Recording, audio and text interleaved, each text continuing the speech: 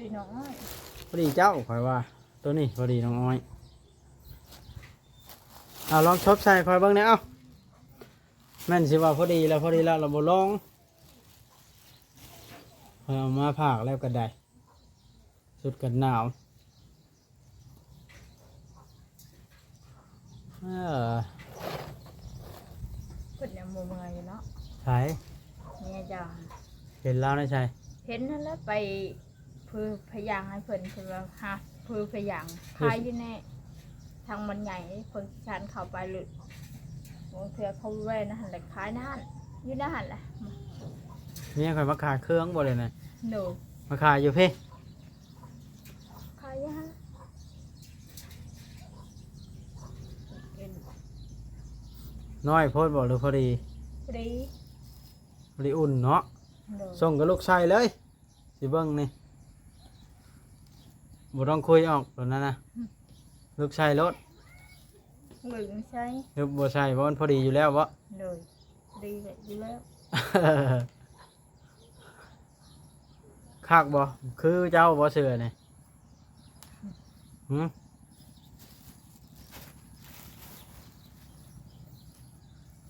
ว่าข่อยสิไป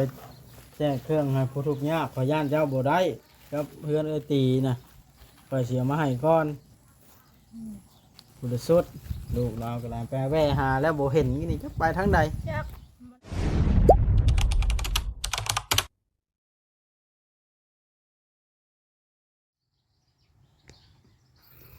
โดยพี่น้องไอ้เปิดภาพขึ้นกันมาหาสาวแตงอ่อนยามแรงโอ้ตะเวนคอยคำลงละ4-5 โมงแรงอ้าวแดดอ่อนๆพี่น้องเอ้ยอ่านะเยี่ยมสาวแตงอ่อนพี่น้องเอ้ยเราก็ได้สุดกันหนาวมาให้เพิ่นนี่เด็กพี่น้อง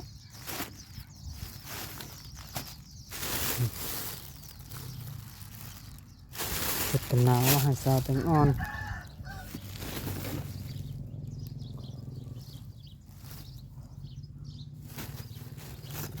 กับลูกเพิ่นผู้ละอันสุด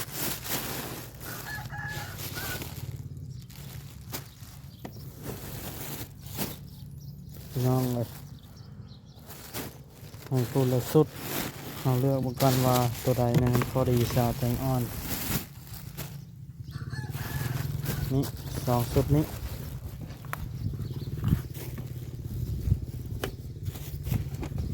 ได้ละเสียไปให้ครอบครัวเอ้ยตีแน่พี่น้องเอ้ยครอบครัวบ่าวแม็กน้องแม็กนะแล้วก็เอ้ยตีแล้วก็ลูกคนฮะเนาะแดดแท้นี่แดดช่องตาโอ้ย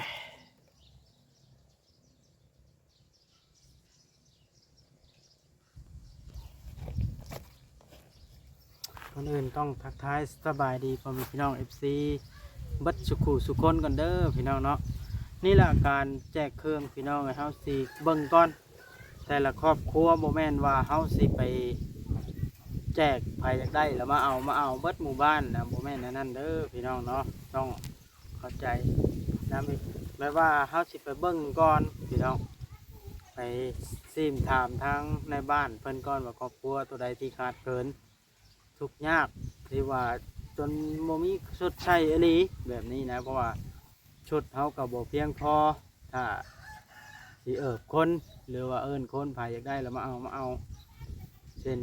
หลายๆคนพระเคยเฮ็ดมานะเฮางบบ่หลายปานนั้นเฮาสิเบิ่งว่าครอบครัวนั้นมีจักคนทุกข์ยากไม่ว่าครัวหนึงน่ะมันมีจักคนแล้วเข้าไปเบิ่งสุดประมาณ5 ปี2 ปี10 ปีแบบหมดมี4 คนเฮาก็ได้ให้4 ชุด5 ชุดแบบนี้นะพี่น้องให้มันได้แบบว่ารับการช่วยเหลือแบบลีอะลอพี่น้องไอ้โมเมนว่าแจกมั่วชั่วนะ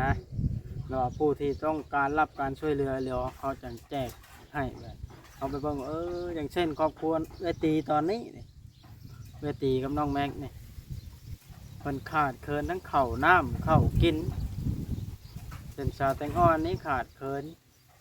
มี2คนครัวเราเขาก็เอาให้2ชุดเดือนเอื้อตีมีน้องนาลีน้องจี้น้องแม็ก3คนแล้วก็แม่เพิ่นหันเขาก็ให้ตามคนนั้นหรือว่าครอบครัวพ่อแม่เพิ่นพออยู่พอกินพอมีเขาก็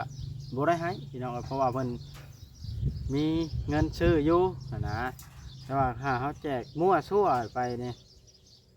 ผู้ที่มีอยู่แล้วเพิ่นก็มาเอาได้พี่น้องเอ้ยเนาะอันนี้เงินเขาก็บ่หลายปานนั่นเครื่องเขาก็ได้นะอันนี้ก็เป็นเครื่องไอ้สมประดิษฐ์เพิ่นพี่น้องเลยผู้เพิ่นเคยช่วยเหลือบอบอสตลอดมาละช่วยชาวแตงอ่อนช่วยเอื้อยตีเห็นละเนาะไอ้สมประดิษฐ์ซื้อเพิ่นก็ได้ซื้อเครื่องช่วยบอบอสให้มาแจกครูที่ทุกข์ยากเพิ่นว่าเบิ่งครอบครัวใดที่เหมาะสมก็ขอขอบคุณขอบมุกขอบใจเพิ่นหลายๆเด้อพี่น้องเนาะอันนี้ก็ได้ปะก็หาชาวแตงอ่อนเลยจะก็เห็นเพิ่นนั่งอยู่กินนี่เพราะว่าเมียข่อยเราเฮ็ดน้ำเสื้อผ้ามาตั้งแต่เราเป็นสาวเราไปเฮียนขายเสื้อผ้าแล้วเราบ่จังเราเขียนไว้ให้นี่สุดบอกว่าจังเลือกถึกแม่นให้ไปเพิ่งพื้นเบิ่งคือโตเราบ่จักอันนี้เราเขียนไว้ให้แล้วแต่ละถุงสุดน้อยสุดใหญ่ชำใดก็ได้มันละแจ้งง่ายพี่น้องเลยเข่าหนักนี่เฮือนชาวแตงอ่อนมีประตูอยู่กับโบเฮ็ดประตูโอ้ยตายแล้วเฮ็ดแบบนี้ปีนหัวอยู่หันก็เมื่อยแล้วล็อกไว้โบไข่พี่น้องเลยโอ้ชาวแตงอ่อนเพิ่นเริ่มเสียหญ้าเสียยูหรือบ่เนี่ยเพิ่นเช็ดนานพักบ่อนนี่บ่ปีนี่หรือว่าแนวได้อันนี้ฮะ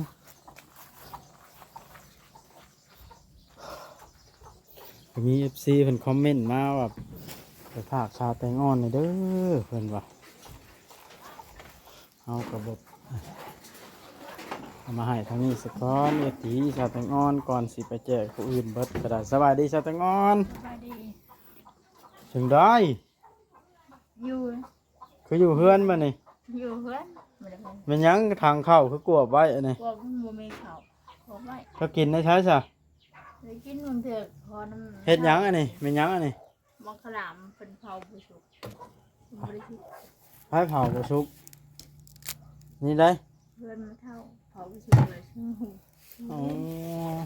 เจ้าคือบ่ออกมานอกพี่นี่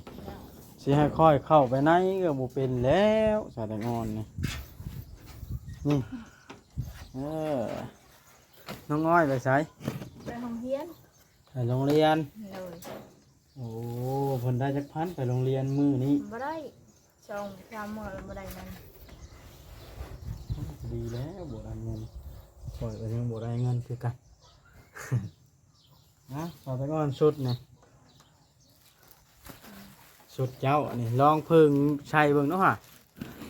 ลองเบิ่งเนาะคันบ่พอดีข่อยสิเอามือแล้วจะมาเปลี่ยนให้เพราะว่าข่อยเบิ่งตามมัน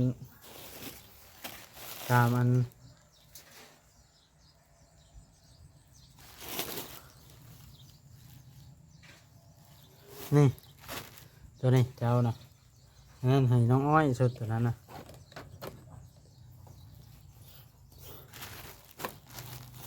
ข่อยเอามาให้ย่านเจ้านั้น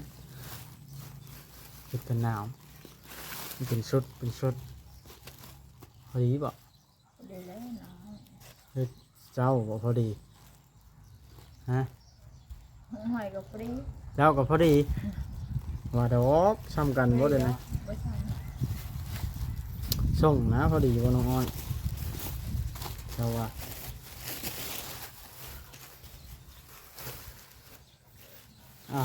ลองเบิ่ง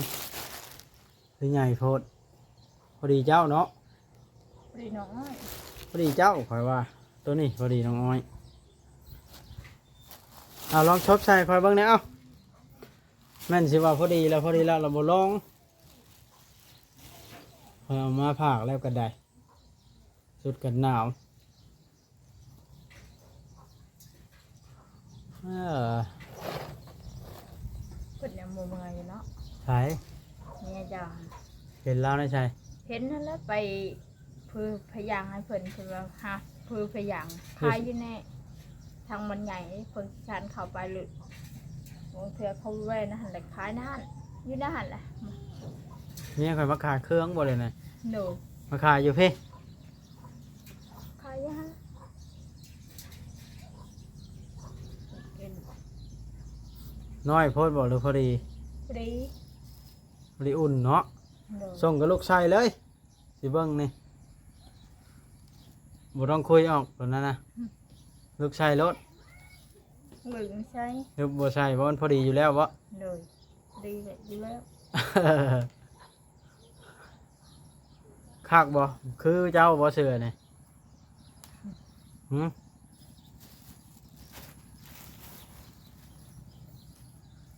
เพราะว่าคอยสิไปแจ้งเครื่องให้ผู้ทุกข์ยากขอยย่านเจ้าบ่ได้กับเพื่อนเอ้ยตีนะคอยเสียมาให้ก่อนผู้ละสุดลูกเราก็ลายแปรแว่หาแล้วบ่เห็นนี่จะไปทางใด จัก ออกมาเอาแล้วผัด เอามาเอาแล้วแบบเล่นไปเอายังเผื่อมาเอาเงินก้อนอย่างเปล่า แล้วอันบัตรสิมาเล่าคือบ่ถามซะ เพิ่นว่าน้องแม็กเอาให้เพิ่นว่ามาทำน้องแม็กว่าบ่ได้เอาแต่เงินค่อยบ่ คอยละงงเบิดขอยก็ว่าจ่ายเบิดแล้วว่ะแล้วบัตรขึ้นรถมาบัตรบ่ถามกัน แล้วมือใหม่มาบัตรบอกคอยว่าบ่ได้เงิน เจ้ามาวิทย์จะหน่อยแล้วให้เพิ่นย่างมาหาเพิ่นว่าเพิ่นมาหาหยังว่าเงินยังบ่ได้ว่าคือว่าน้องแม็กเอาให้เพิ่นน่ะ เพิ่นคิดว่าลูกเพิ่นเอาให้เพิ่นแล้ว โดยเพิ่นว่าบ่ให้ลูกเพิ่นเอาให้ ใส่ถุงไว้ส่งเจ้าส่งน้องอ้อยผู้ละสุดส่งกับเสื้อชุดกันหนาวนี่ส่งอ้ายสมประดิษฐ์เพิ่นพุ่นละเจ้าจักบ่ซื้อเพิ่นอะไร มาจอยหั่นล่ะ อ้ายจอยซาแนลบ่แม่นแล้วอ้ายจอยซาแนลเฮานะ เจ้ากินข้าวยังวันนี้ใช่ไหมงอน บ่มีให้กินข้าวก็ยังบ่มีมันเจ้านี่กินน้ำไม่เท่า งานการแห่งบ่ได้ทำเนาะ เลยเงินให้ลูกไปกินน้ำไม่เท่าบ่กล้า ผัวก็บ่มี บ่มี เลี้ยงลูกน้อยอยู่ผู้เดียว เลยอยู่คนเดียวกันนี้นะ แล้วเพิ่นบ่มีข้าวกิน เลย เจ้าก็ได้ ข้าวน้ำไม่เท่าเว้นนี่ก็บ่กล้าไปจะกินจะบ่กินหมดเลยค่ะไปโรงเรียนเลย อืม พอกินน้ำไม่เท่าหั่นแบบบ่กล้า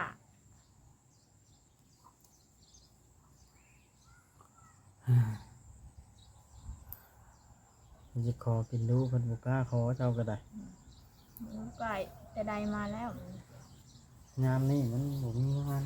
อดหิวแน่แล้วค่อยก็ยัง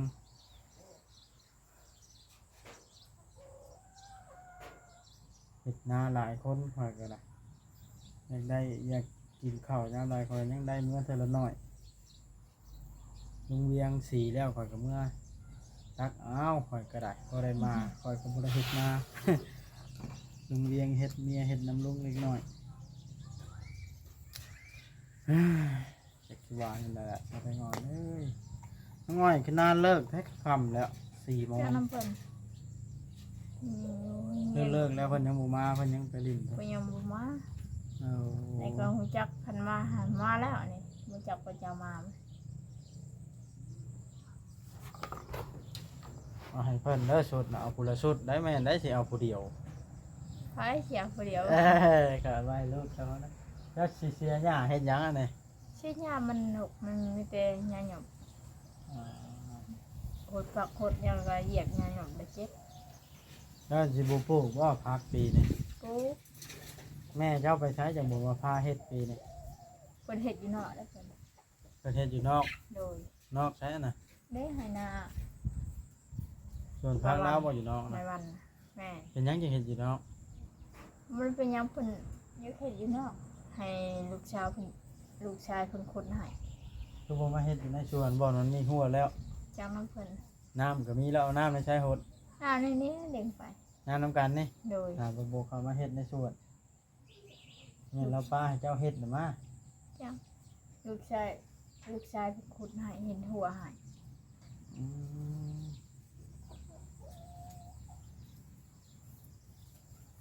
โอ้เจ้าเห็นแล้วเนาะเมียข่อยมาขายเครื่องเนาะมานี่ เห็นแล้ว ข่อยแล้วว่าแล้วบ่ได้มาได้ มั้ง ข่อยไปอันนั้นข่อยมาแต่พูนบ้านหินน้ำอ้อยข่อยแล้วมากายมาหาเจ้าเลย มาหาเทือนบ่เห็นเมียแล้วว่าเมียไปเลาะแถวบ้านทำไมแล้วมาขายอยู่พี่ ทางเขาเป็นไงหั่นแหละเห็นผูกพยางนั่นแหละ มีทางเข้าบ้านใหญ่ โดย บ่อนใดอะน่ะ ฟังเพื่อนเขาเป็นแหล่งของเราเคยเข้าคายนหันเหล็กคายนหันเราการเขาเป็นไงเนี่ยคายแหว่และคายนหันเราเห็นนั่นน่ะ เออ ผูกพยางให้เพิ่นเด้ เอาไปซอยแล้วบ่ โดย อืมครับนอนจ้ะจะเขียนอะไรสิเห็นไม่ตี จ้ะ ว่าสิเอาสุดไปให้ก็ได้ แต่ละคนทำที่หน่อยเพื่อนยังเห็น นี่แต่สิไปพากไว้ให้แล้วบัดไปเห็นแต่แม่ตุท่าในเฮือนคอยกับบกล้าถ่ายแล้วถ่ายไปแต่เราบ่ได้ยิน แม่น เว้าหยังก็บ่ได้ยินเนาะ โดยนั่นแหละเปิดว่าตี เป็นยังเราบุพักเงินวันนี้เจ้าอ้าวเราบุพักแล้วเราอย่าบุเชื่อ แล้วย่านบ่ได้ค่อยน้ำค่อยบ่เดี๋ยวนี้ เราอย่า เฮ็ดได้จังกล้าย่านบ่ เรา ได้ อย่าชื่อบุเพชรเป็นนัวนี่แหละเพชรเป็นหัวบุมีบุเพชร ขึ้น กิน ได้เนาะแนวนั้นก็ได้เฮ็ดได้จังขึ้นย่านบ่ได้นะค่อยเบิ่งค่อยมาหาประจำมาช่อยประจำ เพราะเรามาได้กับบุขบมาได้กับบุขบอ้าว พอแว่หาแล้วสิเทื่อแล้วบ่เห็นแล้ว แม่น ก็มานี่ มี ก็ บุเพชรเป็นนัวกินผลนะ คือไปแว่ฮะกับมานี่ก็บ่เห็นอีกแล้วเด้ฮะสิเฮ็ดได้ซะ แล้วก็บุพักแล้วบุเห็นอย่าเชื่อใจบุเห็นคงบุอยู่จีเถื่อไม่อยู่แล้วผลนะบุมีบุมีชื่อบุเพชรเป็นนัวกินผลนะ ไปจ่ายเงินเด้อมาเอาเงินเด้อมื้อน่ะเนาะ แม่นไม่เท่าก็เบิ่งอยู่คลิปมาเอาเงินเดิมมาเอาเงินเดิมเป็นยังเบาบ่ขนาดแรกใช้เครื่องให้ยัง เดี๋ยวละก่อนละว่ามาเอาเบิดทุกคนแล้วก่อนก็ลืมนับ อันนี้ก็คือระเบิดแล้วเพราะว่า แล้วมา ใครจะ 2-3มื้อว่าเจ้าบอกว่าตียังบ่ได้เงินเกี่ยวข้าวอ้าว อันนี้ก็ไม่จักดอกถ้าเพิ่นมาหาเองนั่งกินข้าวตื่นและเอิ้นแหงเนาะไม่ยังเอาเงินข่อยยังบ่ทันได้เพิ่นว่าโทรบอกให้บ่าวอดแหน่โทรบ่ติดตัวเองว่าอันเชียงเอาเลยเราตอบมาเนาะ เนาะ โดย คอยเอาให้แล้วเราบ่ได้บอกเจ้าบ่ ไม่ได้บอก คอยบอกเมียคอยเอาให้เลยให้ได้เป็นทิศช่องทิศแล้วนะมา แม่ว่ายังคุยเต้น พวกเมียคอยไปขายเครื่องอยู่นั่นเก่งเห็ดแล้วอยู่หันแล้วเอาให้เลย แต่อยู่นี่ยังบ่มีหมอก หมอกเพชรเป็นว่ากินแล้วเห็น ไป เอานี่แหละ เจ้านะ แม่ พ่อเป็นแต่เพชรเป็นหนูข้าวยังบ่มีกินล่ะเจ้าสิกินเห็นหยังเพชรเป็นหนูอะยังบ่มีข้าวล่ะสิทำแจ้วกิ เขา นกับห ให้ ยัง ปั้นเขาปั้นเดี๋ยวมาให้ลูกกิน คนน่ะ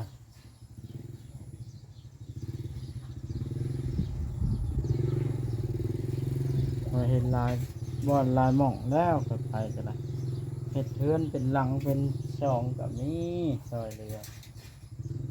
แต่ว่าบางหม่องเขากินบ่มีก็บ่ได้รับการช่วยเหลือกันนี่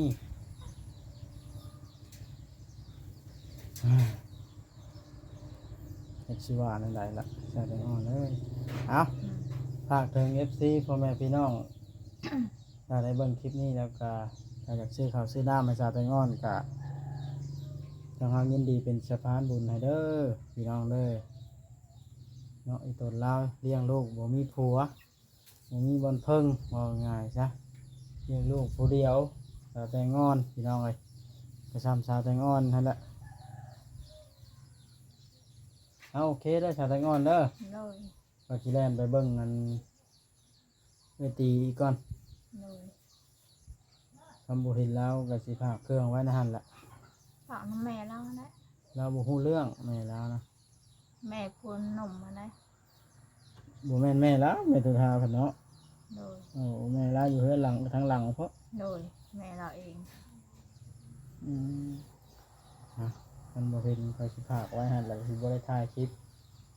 โอเคจ้ะสบายดีสู้ๆชาวแตงอ่อนได้ โดย FC เพิ่นก็ฮักแพงเจ้าก็หลายอยู่เห็นข่อยซื้อเครื่องของน้ำเมียข่อย โดย เพิ่นก็เม่นบอกว่าเอาไปฝากชาวแตงอ่อนเด้อเพิ่นว่าเจ้าได้เบิ่งอยู่บ่หรือบ่ได้ติดตามกันคุมื้อนี่ ไม่ได้ตามเพื่อจะก็ไม่ได้ไปตั้ง อ่า มันเขาว่าให้ตั้งถูกมาไม่อย่างยังไม่ได้ไปตั้งยังไม่มีเงินไปตั้ง โอเคซะนะสบายดี ไป